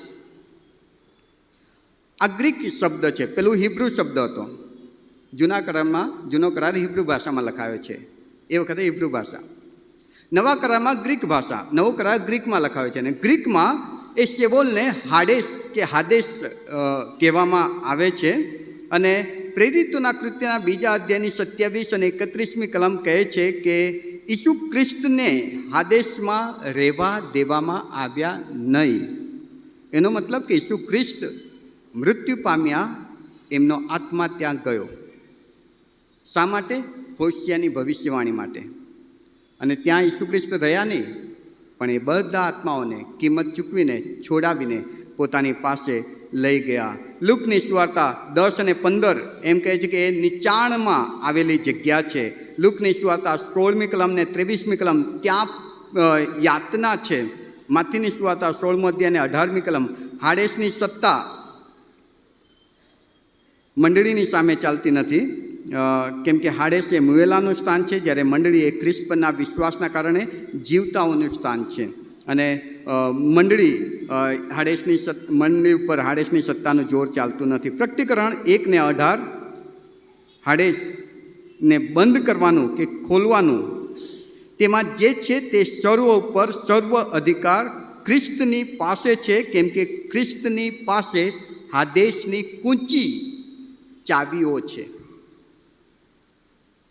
અને માટે ઈસુ ખ્રિસ્ત મૃત્યુ પામ્યા પછી એ હાદેશમાં ગયા, કૂંચીથી ખોલીને એમાં રહેલા દેવના વિશ્વાસી વ્યક્તિઓને પોતાની પાસે લઈ ગયા. હાડેસને ખોલવાની બંધ કરવાની સત્તા અથવા તે ચાવી કૂંચીઓ ઈસુ ખ્રિસ્તની પાસે છે. પ્રકટીકરણ 6 ને 8 કહે છે કે મરણ એટલે ખ્રિસ્ત વગરના, જ્યાં જ્યાં એવા લોકો ત્યાં ત્યાં હાદેશ તેઓને ઝડપી લેવા માટે એની પાછળ જાય છે. મરણ આગળ ચાલે છે ને હાદેશ એની પાછળ જાય છે. પ્રકટીકરણ 13 અને 14માં, માફ કરજો, પ્રકટીકરણ 6 ને 8માં. એટલે જ્યાં અવિશ્વાસી વ્યક્તિઓ છે, હાદેશ ઝડપી લેવા કે ક્યારે મરે, ક્યારે હું એને પોતાનામાં લઉં અને આમ ઢગલો કરતા જાઉં. પ્રકટીકરણ 20, 13 અને 14 ત્યાં લખ્યું છે કે જ્યારે ન્યાય થઈ જશે ત્યારે મરણ અને હાદેશને એ અગ્નિની ખાઈમાં નાખી દેવામાં આવ્યા. કેમ કે પછી હાદેશની જરૂર નથી, પછી આ શેઓલની જરૂર નથી. બધા જ વ્યક્તિઓનો ન્યાય થઈ ગયા પછી એ લોકોને નર્કમાં નાખી દીધા પછી એ મરશે નહીં, અને માણસ નહીં હોય તો એનું મરણ નહીં થાય, તો મરણ પછી એને મૂકવાની જગ્યાની પણ જરૂર નથી. અને માટે એ પછી હાદેશ કે શેઓલ ત્યાં નહીં હોય. આ માનવ માટે, અવિશ્વાસી વ્યક્તિ માટે ઠરાવેલી જગ્યા. પ્રભુમાં પ્રિય વાલાઓ, આપણને એમ થાય કે તો વિશ્વાસી વ્યક્તિ ક્યાં? વિશ્વાસી વ્યક્તિ પારાદેશમાં. હાડેશ કે શેઓલ, જેમણે ઈસુ પર વિશ્વાસ નથી કર્યો એવા વ્યક્તિના મરણ પછી એમનો આત્મા આ જગ્યાએ છે. અને ત્યાં જેટલા પણ છે, ન્યાયના દિવસે બધાને એમની કરણી પ્રમાણે ઓછા વધતા પ્રમાણમાં શિક્ષા થશે, પણ બધાને માટે નર્ક છે. એટલે એનો મતલબ કે એક વખત આપણે મરી ગયા પછી કોઈ આશા નથી. હાદેશમાંથી આપણે નહીં નીકળી શકીએ, નરકમાંથી નહીં છટકી શકીએ. જીવો છો ત્યાં સુધી જ ઈસુ પર વિશ્વાસ કરીને તમે આ વ્યવસ્થામાંથી પોતાને અલગ કરી શકો છો. ત્રીજી એક જગ્યા બાઇબલમાં આપણને મૃત્યુ પછીની વ્યવસ્થાની વાત માટે બતાવે છે, તે ઊંડાણનો ખાડો. ઊંડાણનો ખાડો, અંગ્રેજીમાં બોટમલેસ પીટ, તળિયા વગરનો ખાડો, કે જે બહુ ઊંડો છે. આ એક એવી જગ્યા છે કે જેમાં આ પરમેશ્વર જ્યારે ઉપર હતા ત્યારે એમનો ખાસ દૂત લ્યુસિફર, એણે પરમેશ્વરની વિરુદ્ધ બંડ કર્યું અને બંડમાં પોતાની સાથે એ જે દૂતો હતા એ દૂતોમાંથી 3 ભાગના દૂતોને પોતાની પાસે લઈ લીધા. અને એ લ્યુસિફર 3 ભાગના દૂતોનો સપોર્ટ લઈને પરમેશ્વરની વિરુદ્ધ બંધ કરે છે. ત્યારે એ લ્યુસિફરને એટલે શેતાનને ત્યાંથી સ્વર્ગમાંથી પૃથ્વી પર નાખી દેવામાં આવ્યો. અને એની સાથે જે 3 ભાગના દૂતો હતા એમાંથી ઘણા બધા દૂતોને આ ઊંડાણના ખાડામાં એમનો ન્યાય ન થાય ત્યાં સુધી એ આત્માઓને બંદી બનાવીને રાખવામાં આવ્યા છે. જેમ શેઓલ અને હાદેશ માણસના આત્માઓને ન્યાય ન થાય ત્યાં સુધી મૂકવાની જગ્યા છે, એવી રીતે દૂતોને જ્યાં સુધી એમનો ન્યાય ન થાય ત્યાં સુધી એમના આત્માઓને મૂકવા માટે કે પકડી રાખવા માટે, પૂરી રાખવા માટેની જગ્યા એટલે ઊંડાણનો ખાડો. યહુદાનો પત્ર 1 અધ્યાયને 6ઠી કલમ. શેતાનના દૂતોને એમાં રાખવામાં આવ્યા છે. યહુદા 1 અને 6. ન્યાય વખતે એમને એમાંથી બહાર કાઢીને એમનો ન્યાય કરશે અને નર્કમાં નાખશે. લુકની સુવાર્તા 8મો અધ્યાયને 31મી કલમમાં તમે જુઓ કે અશુદ્ધ આત્મા વળગેલો એક માણસ જ્યારે ઈસુની સામે આવે છે ત્યારે અંદર રહેલા અશુદ્ધ આત્મા પુકારીને કહે છે કે અમને એ ઊંડાણના ખાડામાં ના નાખતો, અમને થોડોક સમય આ પૃથ્વી પર રહેવા દે તો અમે કંઈક કરીએ, કોઈક બીજાને હેરાન કરીએ, કોઈકનામાં પેસી જઈએ, કોઈકને દૂર લઈ જઈએ વિશ્વાસમાંથી. અમને ઊંડાણના ખાડામાં, કેમ કે ઊંડાણના ખાડામાં ગયા પછી એમને પૂરી દેવામાં આવે, પછી એ કંઈ કરી ન શકે. એનો મતલબ કે આ ઊંડાણનો ખાડો એક એવી જગ્યા છે કે જ્યાં જતાં દૂતો પણ બીએ છે. હાડેસ અને શેઓલની જેમ આ જગ્યા. પ્રકટીકરણ 9 1, 2 કલમ અને 11મી કલમ. મહાક્લેશ આવશે ને, જ્યારે ખ્રિસ્ત વિરોધી આ પૃથ્વી પર આવશે અને મહાક્લેશ કાળ હશે, ત્યારે એક પછી એક વિપત્તિ આવશે. એમાં એક વિપત્તિ એવી છે કે જેમાં આ ઊંડાણના ખાડામાં જે અશુદ્ધ આત્માઓ છે એમને એ વખતે ત્યાંથી બહાર કાઢવામાં આવશે અને પૃથ્વી પર છૂટા મૂકવામાં આવશે કે જાઓ, લોકોને હેરાન કરો, લોકોને દુઃખ આપો, પીડા આપો, જે વિશ્વાસ કરે છે એના પર ત્રાસ વર્તાવો. અને અશુદ્ધ આત્માઓ જે ઊંડાણના ખાડામાં છે એ લોકો એ વખતે એ વિંછુના ડંખ ને એની બધી વાતો આવે છે, જો કે એ પછીથી ક્યારેક જોઈશું, મારી પાસે સમય ઓછો છે એટલે. પણ એ મહાક્લેશ કાળ વખતે આ ઊંડાણના ખાડામાં રાખવામાં આવેલા શેતાનના અપદૂતોને, અશુદ્ધ આત્માઓને બહાર કાઢવામાં આવશે અને એ લોકોને પીડા આપશે. પ્રકટીકરણ 9 અને 11. શેતાન કે જેનું નામ અબદોન અને અપોલોન છે તે આ જગ્યામાં રહેલા આત્માઓનો રાજા છે. એટલે તમને ખબર પડી ગઈ કે ત્યાં જે આત્માઓ છે કેવા છે? અશુદ્ધ આત્માઓ, અપદૂતો, ભ્રષ્ટ થયેલા દૂતો, નાખી દેવામાં આવેલા શેતાનની સાથેના એના સાથીઓ. હજકેલ 31, 15, 16 અને પ્રકટીકરણ 20, 1-3. પ્રકટીકરણ 20માં એ જે મહાવિપત્તિ કાળ પૂરો થશે પછી ઈસુ ખ્રિસ્ત પોતાની મંડળીની સાથે, પોતાના લોકની સાથે સ્વર્ગમાંથી નીચે પૃથ્વી પર આવશે અને 1000 વર્ષનું રાજ કરવાના. એ વખતે શેતાનને પકડવામાં આવશે અને એ શેતાનને પણ આ ઊંડાણના ખાડામાં પૂરી દેવામાં આવશે 1000 વર્ષને માટે, કે જેથી કરીને એ કશું કરી નહીં શકે. અને ઈસુ ખ્રિસ્તનું 1000 વર્ષનું રાજ, અને 1000 વર્ષનું રાજ પૂરું થતાં આ ઊંડાણના ખાડામાંથી શેતાનને છોડવામાં આવશે અને પછી પાછો બહાર નીકળે છે, વધારે તાકાતથી લોકોને ભમાવે છે, ઈસુની વિરુદ્ધ લોકોને ઉશ્કેરે છે ને મોગ એ મેદાનમાં લોકોને ઈસુની સામે લડવા માટે લઈ આવે છે. પણ આકાશમાંથી અગ્નિ ઉતરે છે, એ લોકોને નાશ કરે છે અને પછી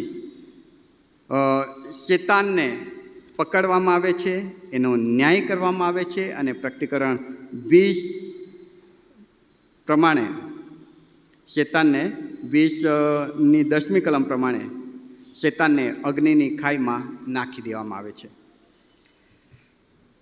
આ ઊંડાણનો ખાડો, જેમ શેઓલ, હાદેશ, એમ ઊંડાણનો ખાડો, કે જે શબ્દ અહીં બાઇબલમાં મળે છે ગેહન્ના. પ્રભુ ઈસુ ખ્રિસ્તે આ શબ્દ 11 વખત વાપર્યો છે. નવા કરારમાં 12 કરતાં વધારે વખત, લગભગ બધા 12 કહે છે પણ ઘણી બધી જગ્યાએ આડકતરી રીતે એનો ઉલ્લેખ મળે છે. 12 વખત જો નવા કરારમાં ગેહન્ના શબ્દ વપરાય છે, એમાંથી 11 વખત તો ફક્ત પ્રભુ ઈસુ ખ્રિસ્તે આ શબ્દ વાપર્યો છે. હિબ્રુમાં ગેહન્નોમ કહેવામાં આવે છે. આ હિન્નોમની ખીણ યરુશલેમ શહેરની અગ્નિકોણે આવેલી એક એવી જગ્યા કે જેને હિન્નોમ પુત્રની ખીણ તરીકે ઓળખવામાં આવતું હતું, અને આખા શહેરનો, યરુશલેમ શહેરનો કચરો ત્યાં નાખવામાં આવતો હતો, અને એ કચરો રાત દિવસ બળ્યા કરતો હતો. ત્યાં મરેલા જાનવરોના મૂળદા નાખવામાં આવતા હતા. દટાય નહીં એવા વ્યક્તિઓ કે ગુનેગારોના શબ પણ ત્યાં ખુલ્લા નાખી દેવામાં આવતા હતા, અને બહુ ગંદકીથી ભરેલી જગ્યા, સહન ન થાય એવી ગંધ, સહન ન થાય એવી એ જગ્યા, જેના પરથી આ નરકાગ્નિ શબ્દ વપરાયો છે, બન્યો છે. નર્ક, જેને ગેહન્ના પણ કહેવામાં આવે છે. માથીની સુવાર્તા 5:22 કહે છે કે આમ તો ક્રોધ પણ તમે તમારા ભાઈ ઉપર સામાન્ય કરો છો. નાનામાં નાનું પાપ પણ તમને ગેહન્ના એટલે નર્કમાં ધકેલી શકે છે. માથી 8:12, 13:42-50, 22:15, 24:51, 25:30. અંધકારથી ભરેલી જગ્યા કે જ્યાં રડવું અને દાંત પીસવું. રડવું અને દાંત પીસવું કેમ ખબર છે? હું અને મારો મિત્ર બંને આ પૃથ્વી પર જીવીએ છીએ. અમે બંને જાણે કે પ્રભુ ઈસુ ખ્રિસ્તનો સ્વીકાર કર્યો હોય એવો દાવો કરીએ છીએ, પણ મેં કદાચ ખરી રીતે નથી કર્યો અને મારા મિત્રએ સાચી રીતે કર્યો છે. તો જ્યારે મરણ પછી, એ હાદેશ પછીની વ્યવસ્થા છે, હાદેશ પછીની, કે જ્યારે મારો મિત્ર ખરી રીતે પ્રભુનો સ્વીકાર કરે છે, એને સ્વર્ગમાં લઈ જવામાં આવે છે અને મને નર્કમાં નાખવામાં આવે છે. ત્યારે હું એને જોઈને દાંત પીસીશ, ગુસ્સે થઈશ કે આ મારી સાથે હતો અને એને આટલું જેમ પેલો ઇબ્રાહિમ અને લાજરસને જોઈને પેલો ધનવાન વ્યક્તિ દાંત પીસે છે કે આ વ્યક્તિ મારા ઘરની આગળ પડી રહેતો હતો અને એ અત્યારે ઇબ્રાહિમની ગોદમાં છે. લુકના 16મા અધ્યાયમાં છે. દાંત પીસવું. અંધકારથી ભરેલી જગ્યા. માથીની સુવાર્તા 10મો અધ્યાય અને 28મી કલમ કહે છે કે આત્મા અને શરીર બંનેનો ત્યાં નાશ થાય છે. એનો મતલબ કે મૃત્યુ પછી આ શરીર અહીં પડી રહે છે, ધૂળ થઈ જાય છે. પછી આત્મા, જેને હાદેશ અને શેઓલમાં મૂકવામાં આવે છે. પણ ન્યાય થાય એ પહેલાં એ આત્માને એક આત્મિક શરીર આપવામાં આવશે. જેમ પ્રભુ ઈસુ ખ્રિસ્ત પર વિશ્વાસ કરનારા લોકોને ઈસુ ગગનમાંથી આવશે ત્યારે એક નવા દેહ સાથે એમને ઉઠાડવામાં આવશે. સ્વર્ગીય શરીર એ શબ્દ વપરાયો છે એમના માટે. એમને સ્વર્ગીય શરીર હશે. એવી જ રીતે આ ઈસુ પર વિશ્વાસ નહીં કરનારા લોકો શેઓલમાં, હાદેશમાં છે, એમને આત્મિક શરીર આપવામાં આવશે. એવું શરીર કે જેમાં મહેસૂસ થશે, લાગણી હશે, અનુભવાશે, જોઈ શકાશે, ઓળખી શકાશે, સમજી શકાશે, એવું શરીર. માર્કની સુવાર્તા 9મો અધ્યાય 43મી કલમ કહે છે કે ત્યાં ન ઓલવાનાર અગ્નિ છે. લુકની સુવાર્તા 12મો અધ્યાય અને 5મી કલમ, 3જો અધ્યાય અને 17મી કલમ બહુ સ્પષ્ટ કહે છે કે નર્કમાં કોઈને નાખવાનો અધિકાર કેવળ અને કેવળ પ્રભુ ઈસુ ખ્રિસ્તને છે. નર્ક એક એવી જગ્યા કે જ્યાં માર્ક 9:48 પ્રમાણે કીડો મરતો નથી, ત્યાંનો કીડો મરતો નથી. પ્રકટીકરણ 19 અને 20માં સ્વાપદ એટલે શેતાનનો પુત્ર, જુઠ્ઠો પ્રબોધક એટલે શેતાનનો આત્મા, બંનેને નર્ક કે ગેહન્નામાં ઈસુ ખ્રિસ્ત આવે છે ત્યારે નાખી દે છે. પ્રકટીકરણ 20 અને 10 કહે છે કે શેતાનને પણ પકડવામાં આવ્યો અને એને પણ આ ગેહન્ના એટલે નર્કમાં નાખી દેવામાં આવ્યો.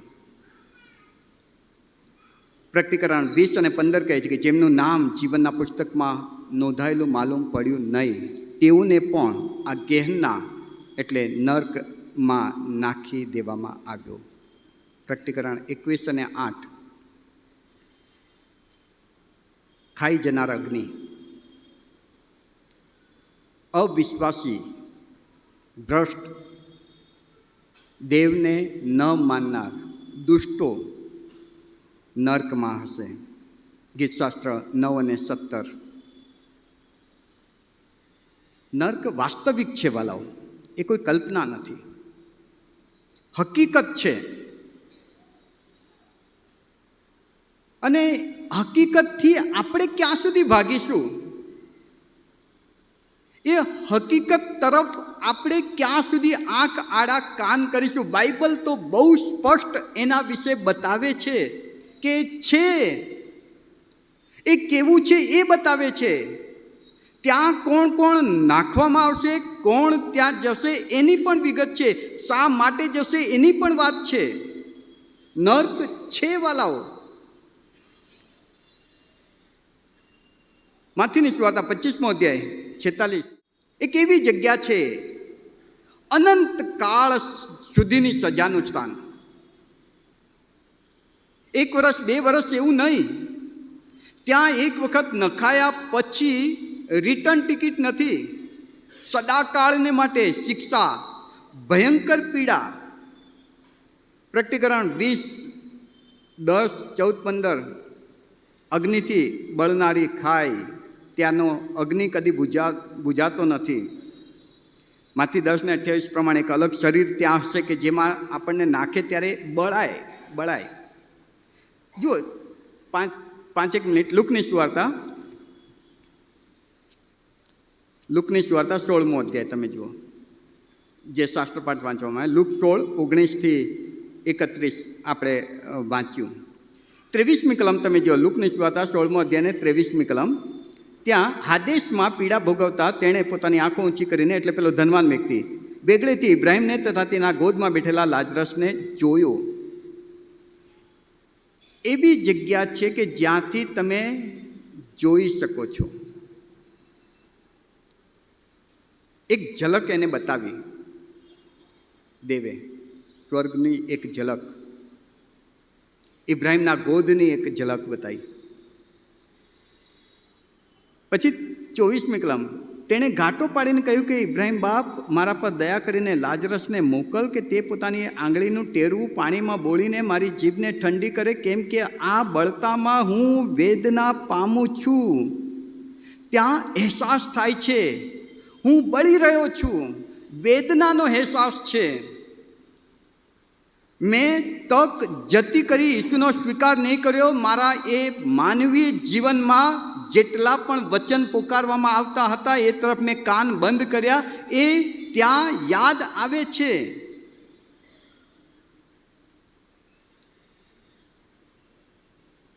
એ વખતે ગિલ્ટી ફીલ થાય છે કે મેં કેમ આવું કર્યું. દાંત પીસીને રડે છે માણસ, વેદના પામે છે, આગ બાળે છે, અહીંથી ત્યાં દોડે છે, કોઈ જ શાંતિ નહીં. 24મી કલમ એ એમ કહે છે કે ઇબ્રાહીમ બાપ, મારા પર દયા કરીને લાજરસને મોકલ કે પોતાની આંગળીનું ટેરવું પાણીમાં બોળીને મારી જીભને. પાણીનું એક ટીપું ત્યાં નહીં મળે. એનો મતલબ કે અહીંથી તમે કશું જ ત્યાં લઈ જઈ શકવાના નથી. નર્કમાં, હાડેસમાં, શેઓલમાં, ગેહન્નમમાં પાણીનું એક ટીપું પણ લઈ નહીં જઈ શકાય. આ શરીરની સાથે જેટલું જોડાયેલું છે, આ શરીર જે દિવસે મૃત્યુ પામે છે અથવા તો આમાંથી આત્મા નીકળી જાય છે, એ દિવસે આની સાથે જોડાયેલી તમામ વસ્તુઓ અહીં જ પડી રહે છે. એમાંની એક પણ વસ્તુ ત્યાં મને કામમાં આવતી નથી, ત્યાં નહીં કામમાં આવે. ત્યાં ફિલિંગ થાય તો વેદનાનો, ત્યાં અહેસાસ થાય તો મેં તક કેમ જતી કરી, એ ગિલ્ટી ફીલ. કશું જ લઈ જઈ શકાતું નથી. 25મી કલમ ત્યાં લખ્યું છે કે પણ ઇબ્રાહીમે તેને કહ્યું કે દીકરા, તારા જીવનમાં તું તારા સારા વાના પામ્યો હતો ને લાજરસ તો ભૂંડા વાના પામ્યો હતો. તે સંભાર, યાદ કર. એનો મતલબ કે યાદ શક્તિ ત્યાં જતી રહેતી નથી. અહીં કદાચ મને બધાના નામ યાદ નથી રહેતા, પણ ત્યાં પાક્કું મારી યાદશક્તિ પાક્કી થઈ જશે. બધું જ યાદ આવશે. મેં આવું કર્યું હતું માટે આજે હું અહીં છું. મેં આવી તક જતી કરી હતી માટે આજે અહીં છું. બધું જ યાદ આવશે. જ્યાં જ્યાં ઈસુએ ટકોરા કર્યા હતા કે બેટા આજે તું મારો સ્વીકાર કરી લે, અને મેં ઈસુનો નકાર કર્યો તો એ પણ યાદ આવશે. જ્યાં સેવાની તક હતી ને મેં જતી કરી એ પણ યાદ આવશે. ત્યાં યાદ શક્તિ જતી રહેતી નથી. એ એક એવી જગ્યા છે કે જ્યાં બધું જ યાદ આવે છે. અને ઇબ્રાહીમ કહે છે કે તું યાદ કર. એ યાદ કરે છે. યાદ કરે છે અને પોતાને કોસે છે. 26મી કલમ ત્યાં લખ્યું છે, એ સર્વ ઉપરાંત અમારી અને તમારી વચમાં એક મોટી ખાઈ આવેલી છે કે જેથી જેઓ અહીંથી તમારી પાસે આવવા ચાહે તેઓ આવી ન શકે અને ત્યાંથી કોઈ અમારી પાસે આ પાર પણ આવી શકે નહીં. આ એક એવી જગ્યા છે કે જ્યાં તમે ગમે એટલી મદદ માંગશો ને કોઈ તમારી મદદ કરવા નહીં આવી શકે.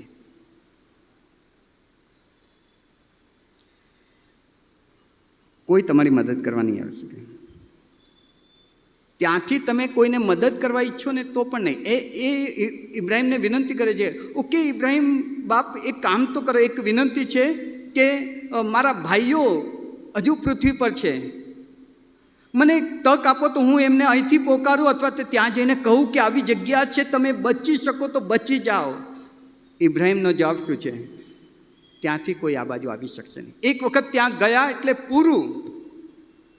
ત્યાં તમારી કોઈ મદદ નહીં કરે. અહીં તમને આ વચન મદદ કરશે ઈસુનો સ્વીકાર કરવામાં, અહીં તમને પુલપિટ મદદ કરશે ઈસુની વાત તમારા કાન સુધી લાવવામાં, અહીં તમને પવિત્ર આત્મા મદદ કરશે ઈસુનો સ્વીકાર કરીને પાપોની કબૂલાત કરવામાં. એક વખત નર્કમાં નખાયા પછી કોઈ મદદ નહીં કરી શકે. પાણીના એક ટીપા માટે તલસવા, તડપવાનું, વેદના એટલી ભયંકર કે લોકો મોત માંગશે પણ મોત નહીં આવે. કેમ કે બાઇબલ કહે છે કે ત્યાંનો કીડો મરતો નથી, ત્યાંની અગ્નિ ઓલવાતી નથી. બસ વેદના વેદના વેદના છે અને કોઈ તમને મદદ નહીં કરી શકે. તમે ત્યાંથી કોઈને મદદ નહીં કરી શકો. એનો મતલબ આજે તક છે, હમણાં તક છે. ઈસુનો સ્વીકાર જો હું આજે કરી લઉં છું તો એ ગેહનના નર્કમાંથી હું મારી જાતને બચાવી લઉં છું. જો મારો ભાઈ, મારો પિતા, મારા પત્ની, મારી બહેન, મારી માતા, મારા કુટુંબના કોઈ વ્યક્તિ હજુ ઈસુનો સ્વીકાર નથી કર્યો તો આજે મારી પાસે તક છે કે એમને હું જણાવું કે નર્ક છે, બાઇબલ કહે છે, અને એમાં તું જાય એ પહેલાં તું ઈસુનો સ્વીકાર કરી લે. સુવાર્તા આપવાની તક હમણાં છે, વચન કહેવાની તક હમણાં છે. ત્યાં ગયા પછી કોઈ તક નથી. પેલા શ્રીમંતને ઈચ્છા થઈ કે હું જઈને મારા ભાઈને કહું. ઇબ્રાહીમ કહે છે હવે શક્ય નથી. મરણ પછી તમે તમારા કુટુંબને બચાવવા માટે કશું જ નહીં કરી શકો. મરણ પછી તમે પોતાને બચાવવા માટે કશું જ નહીં કરી શકો. અને માટે 24મી, 27મી, 28મી ને 30મી કલમ કહે છે કે ત્યાં ગમે એટલી પ્રાર્થના કરો ને સંભળાતી નથી. આ શ્રીમંત વ્યક્તિ ઇબ્રાહીમને વિનંતી કરે છે, પ્રાર્થના કરે છે, મારી વિનંતી છે કે એક પાણીનું ટીપું મારા જીભ ઉપર પાડો ને. પ્રાર્થના સંભળાતી નથી. અરે મારી વિનંતી છે કે મારા ભાઈઓને સુવાર્તા આપવાની છે, મને બહાર કાઢો ને. પ્રાર્થના સંભળાતી નથી. ત્યાંની કોઈ પ્રાર્થના સંભળાતી નથી. ત્યાં કોઈ મદદ આવી શકતું નથી. ત્યાંથી તમે કોઈને મદદ કરી શકતા નથી. ત્યાં વેદના છે, વેદના છે, અવિરત બળતી અગ્નિની ખાઈ, નાશ ન પામે એવું શરીર કે જે વેદનામાં કષ્ટાય, પીડા ભોગવે, સતત બૂમ પાડ્યા કરશે લોકો. ક્યાં જવું વાલાઓ આપણે ડિસાઈડ કરવાનું છે. કોણ અમરપટ્ટો લઈને આવ્યા છે? બધાએ મરવાનું છે, પણ મરણ પછી જે છે એમાં જો તમે નથી માનતા તો આજે બાઇબલ તમને ને મને બધાને એમ કહે છે કે છે, હકીકત છે. તમે નહીં માનો તો એમાંથી બચી જશો એવું નહીં. નહીં માનો તો આમાં જે લખ્યું છે એ પ્રમાણે થશે અને ત્યાં પીડા ભોગવશો. બચવાની તક આજે છે. ઈશ્વરનો સ્વીકાર કરવાની તક આજે છે. 70-80 વર્ષથી વધારે નહીં જીવીએ. કોઈની સારી તંદુરસ્તી હોય તો કદાચ 100 વર્ષ જીવી જાય, પછી મરવાના જ છીએ. શું લઈને જઈશું યાલા? શું લઈને જઈશું? ત્યાં કશું જ નહીં આવે. આ લડાઈ ઝઘડા, કજિયા, કંકાસ, પાપનું જીવન, ભ્રષ્ટ જીવન, અનીતિનું જીવન, ઈશ્વરથી દૂર જીવાતું જીવન ક્યાં સુધી? એક દિવસે આ શરીર આત્માને છોડી દેશે. આત્મા શરીર છોડીને હડેશ સેઓલમાં, આ શરીર અહીં. અને જો ઈસુનો સ્વીકાર કર્યો છે તો હાદેશ અને સેઓલ નહીં, પેરેડાઇઝમાં ઈસુની સાથે. અને ઈસુ આવશે, પછી ન્યાય કરશે, અને પછી સ્વર્ગ. ચોઈસ આપણી છે, આપણે નક્કી કરવાનું છે. આવો ને વાલાઓ, પ્રાર્થના કરીને પ્રભુને જીવન સોંપી દઈએ. પ્રાર્થનામાં નમીએ. પવિત્ર પરમેશ્વર, કૃપાળુ દેવ, તમારો ખૂબ આભાર તમારા અદ્ભુત પવિત્ર વચનને માટે. નર્ક, હાડેશ, સેવોલ, ઊંડાણનો ખાડો, નરકાગ્નિ, પ્રભુ આ હકીકતથી તમે આજે અમને વાકેફ કર્યા. આજે ફરી એકવાર તમે અમને એ બધી બાબતો દ્વારા ચેતવો છો, સજાગ કરો છો કે દીકરા, આજે પણ હું તારી રાહ જોઉં છું, પાછો બળ, પાછી બળ. અમે અમારું જીવન તમારા ચરણોમાં મૂકીએ છીએ પ્રભુ. અમે પ્રભુ ઈસુ ખ્રિસ્તનો સ્વીકાર કરતા અમારી દરેક ભૂલો, અમારા દરેક અપરાધોની કબૂલાત કરીએ છીએ. અમારા પાપોની ક્ષમા આપો. ઈસુમાં તમે અમને નવા બનાવો અને નવું જીવન જીવીએ તે માટે કૃપા આપો. પ્રભુ ઈસુના નામમાં માંગીએ છીએ. આમેન.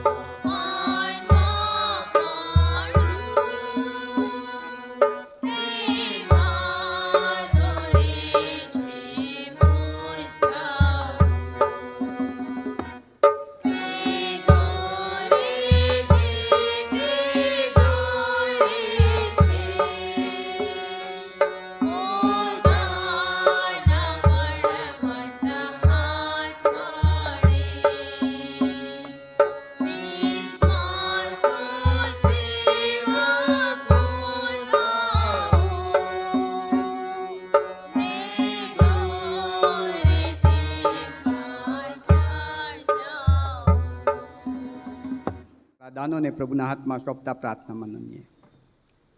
પરમ પવિત્ર જીવંત ઈશ્વર, અમે તમારો ખૂબ આભાર માનીએ છીએ. તમે અમને કેટલું સુંદર એવું માનવીય જીવન આપ્યું છે, આશીર્વાદોથી ભરેલું જીવન. ઘણી બધી વખત અમે તમને એ આશીર્વાદોમાં એટલા મશગુલ થઈ જતા ભૂલી જઈએ છીએ. તમે અમને ક્ષમા કરો પ્રભુજી. આશીર્વાદો અમને તમારી નજીક લાવનાર બને એવી કૃપા અમે માંગીએ છીએ. ને માટે જે વહાલાઓએ એ આશીર્વાદોનો અનુભવ કરતા તમને માન અને મહિમા આપતા આભાર સ્તુતિના અર્પણો તમારી સમક્ષ લાવ્યા છે. પ્રસન્નકુમાર તેમજ એમનો પરિવાર, પ્રમોદભાઈ એમનો પરિવાર, અને જે નવા વિશ્વાસી બેન છે તેઓ અને તેમનો પરિવાર, તેમજ દાનરૂપી આપનાર સર્વ વહાલાઓ, બધાના જીવનોને તમે તમારા હાથમાં લો, આશીર્વાદિત કરો. હરેક બાબતોમાં પ્રભુ તમે તેમના ઈશ્વર પ્રભુ દેવ બનીને એમની સાથે રહો. એમને હરેક કમી ઘટી દૂર કરજો, વિશ્વાસમાં દ્રઢ કરજો અને સર્વ સારા બાનાથી તૃપ્ત કરજો. જે અર્પણો લાવ્યા છે પ્રભુ તમારા ચરણોમાં મૂકીએ છીએ, તમારા મહિમા માટે વપરાય એવી કૃપા થવા દો. દાન આપનાર સર્વને ખૂબ આશીર્વાદ આપો. ઈશ્વર મારા પ્રભુના નામમાં માંગીએ છીએ, આમેન. પ્રવેશ કુલી પ્રાર્થના સાથે બોલીએ. ઓ આકાશમાં અમારા બાપ, તમારું નામ પવિત્ર મનાવો, તમારું રાજ્ય જેમ આકાશમાં તેમ પૃથ્વી ઉપર તમારી ઈચ્છા આપી. દિવસની અમારી રોટલી આજે આપો, જેમ અમે અમારા ઋણીને માફ કરીએ છીએ તેમ તમે અમારા ઋણોને માફ કરો. અમને પરીક્ષણમાં ન લાવો, પણ બંધાઈથી અમને છૂટકો કરો. કેમ કે રાજ્ય તથા પરાક્રમ તથા મહિમા સર્વકાળ સુધી તમારા છે. ત્રિએક ઈશ્વર એટલે ઈશ્વર પિતા, ઈશ્વર પુત્ર, ઈશ્વર પવિત્ર આત્માનો આશીર્વાદ આપણા સર્વ પર સિંહને રાજકોટ મંડળીના સર્વ સ્નેહીજનોના જીવનો ઉપર ઉતરી આવો, સદા આપણી સાથે રહો. આમેન.